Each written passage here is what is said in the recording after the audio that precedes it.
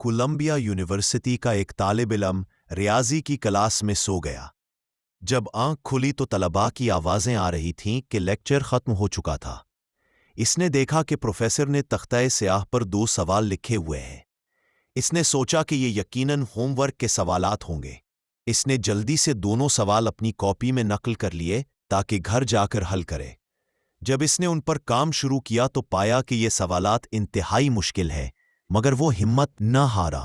Library گیا، کتابیں کھنگالیں، حوالہ جات دیکھے اور مسلسل کوشش کرتا رہا، یہاں تک کہ بڑی مشکل سے ان میں سے ایک سوال حل کر لیا۔ اگلی کلاس میں اس نے حیرت سے دیکھا کہ پروفیسر نے پچھلے لیکچر کے ہوم ورک کے بارے میں کوئی بات ہی نہیں کی۔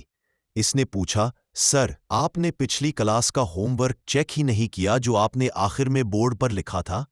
پروفیسر نے حیرت سے کہا، ہوم ورک؟ وہ ہوم ورک نہیں تھا، میں نے تو صرف چند ایسی مثالیں دی تھیں جنہیں ابھی تک دنیا کے بڑے بڑے ریاضی دان بھی حل نہیں کر سکے۔ طالب علم حیرت سے بولا، لیکن میں نے ان میں سے ایک سوال 4 صفحات میں حل کر لیا ہے۔ بعد میں اس سوال کا حل کولمبیا یونیورسٹی میں باقاعدہ رجسٹر کیا گیا اور آج تک وہ حل اس طالب علم کے نام سے جانا جاتا ہے۔ وہ 4 صفحات آج بھی یونیورسٹی میں محفوظ ہیں۔ یہ طالب علم بعد میں ریاضی کے عظیم ماہر بنے، جارج ڈینٹگ۔ انہوں نے صرف اس لیے یہ مسئلہ حل کر لیا کیونکہ انہوں نے یہ نہیں سنا تھا کہ یہ سوالات آج تک کوئی حل نہیں کر سکا۔